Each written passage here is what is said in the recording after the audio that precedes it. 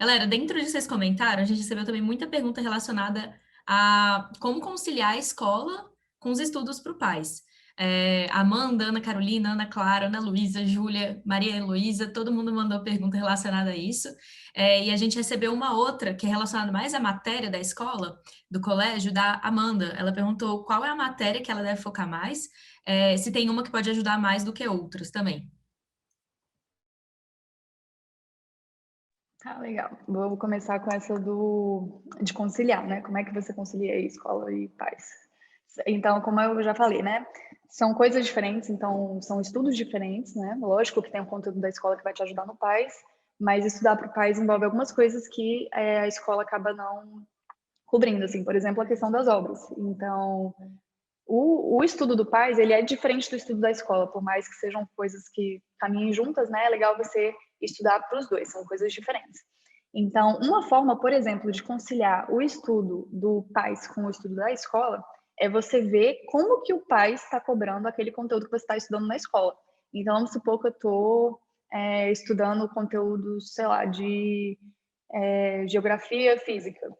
É interessante eu ver como que o pai cobra aquele conteúdo para eu focar, inclusive, nas partes que são daquele conteúdo que o pai está cobrando. Então, às vezes, você está estudando um aspecto daquela matéria que o pai nem foca tanto assim. Então, é legal você ter essa visão justamente para você saber em que ponto daquela matéria que você pode estudar mais e que você pode se aprofundar. Nesse ponto de conciliar, galera, uma coisa que eu sugiro muito para algumas pessoas que eu ajudo aí a planejar os estudos para o pais é, tipo, separar um tempo do seu dia para estudos, né? E dentro desse tempo, definir um tempo para coisas que você faz na escola, né? Então, assim, cada pessoa tem o seu ritmo, tem gente que estuda 2 horas por dia, tem gente que estuda 1 hora, tem gente que estuda 5. Depende muito de qual que é o contexto, qual curso você quer, quais são os seus objetivos, se você consegue estudar tanto tempo assim, né? Então, reserve esse tempo, né? Então, vou colocar aqui como exemplo que eu estudo 3 horas por dia, sendo que eu preciso de 1 hora e meia para fazer as coisas da escola, dever de casa, trabalho, fazer prova, seja lá o que for, e na outra 1 hora e meia que sobra, eu posso focar em coisas do pais. E nessa 1 hora e meia, eu posso pegar provas antigas e resolvendo aos poucos, eu posso pegar obras para ir analisando, eu posso pegar questões sobre o assunto que o meu professor passou no dia mais cedo, né? Então, são formas de organizar assim e de usar um para potencializar o outro, a escola para potencializar o pais e vice-versa, né? Se eu tive aula de ecossistemas hoje, sei lá, algum assunto aí de biologia, eu posso pegar as questões dos pais sobre isso, né? Então, já ajuda nos dois pontos aí. E até um ponto, assim, também, é que é muito importante vocês entenderem que, por exemplo, você não tem que estudar tantas horas por dia, assim. Eu acho que a gente acaba tendo uma ideia um pouquinho errada disso, né? De que, tipo, se eu não estudar 3 horas por dia, se eu não estudar, sei lá, tantas horas por dia para o pais, eu não estou fazendo uma coisa ali legal, eu não estou tendo um preparo legal. E, na verdade, não é assim que funciona. Se você parar para pensar e, sei lá, estudar meia hora por dia para o pais, né? Meia horinha. Ao longo de 2 meses, 3 meses, você vai ter estudado muito. Então, assim, esses estudos menores, eles também são muito valiosos, até porque você consegue evoluir muito rápido. E aí, a outra pergunta, né, que era sobre a matéria mais importante, o conteúdo mais importante para o PAS. A gente tem essa informação, a gente fez todas as questões do PAS desde 2012, né, aí a gente ficou com esses dados. E uma coisa que surpreendeu, assim, um pouquinho a gente, né, em alguns aspectos, é que a matéria que mais cai no PAS é interpretação e obras. E aí, o que é interpretação? Aí depende um pouquinho do PAS 1 e do PAS 2, tá? O peso, a ordem. PAS 2 e PAS 3. Depende um pouquinho do peso e a ordem, mas é basicamente esses dois assuntos. E o que é isso, né? O que é interpretação? Os itens de interpretação são itens muito específicos do PAS. Então, não tem como você pegar, por exemplo, e pesquisar no Google interpretação e estudar interpretação. Assim. Até tem, deve ter alguma coisa sobre, né? Mas a interpretação do PAS é um pouquinho diferente. São itens muito específicos do PAS. Então, até fazendo simulados e questões antigas, dá para perceber que tem questões que são típicas do PAS. Então, essas são as questões de interpretação.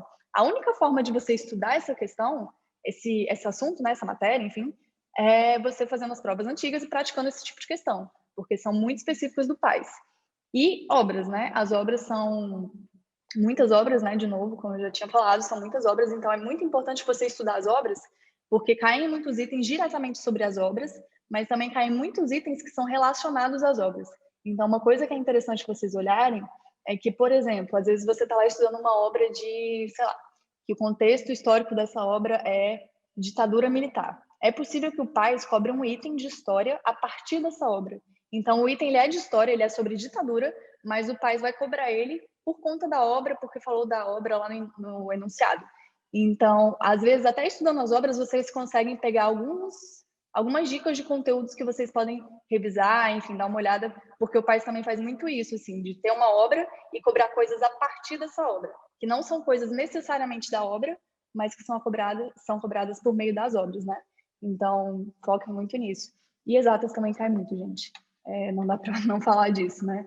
Cai bastante, até porque os itens de interpretação de obras, eles são mais de humanas, né? Assim, se a gente for dividir em humanas e exatas. E aí acaba que a outra parte da prova ela pesa bastante em exatas.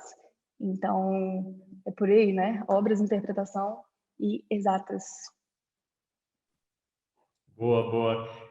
Inclusive, tem uma galera do terceiro ano que está passando por uma dificuldade aí também, né? Que, cara, tem a escola, tem o PAS, tem o Enem também, né? E como que faz para conciliar isso aí? Como que balanceia as coisas? E uma coisa que pode ser muito legal, né? Que, assim, é muito conteúdo, né? Então, isso, cara, é para qualquer prova de seleção, seja o PAS, seja o Enem, seja qualquer outro vestibular, é quase impossível, sacou? Dominar todos os conteúdos até a hora da prova. Então, é muito importante, de novo, se testar, né? Porque provavelmente não vai dar para dominar tudo, mas a questão é garantir que dentro do tempo que você tem, você está estudando, o que é mais importante. Então, de novo, volta para aquele se testar, né? Não deixe para se testar no último mês. Já começa a fazer as provas, faz as provas aí na plataforma, como a Gabi mostrou, percebe os conteúdos que você precisa focar mais, assim como dá para fazer isso também com o Enem. Principalmente, aí que é lindo, né? Se você fizer a prova, encontrar conteúdos que caem como entre as provas, né? Então, aí para a galera do terceiro ano, o Enem cobra muita química orgânica e química orgânica cai muito no PAS também. Então, dá para perceber aí alguns pontos em comum fazendo provas antigas, né?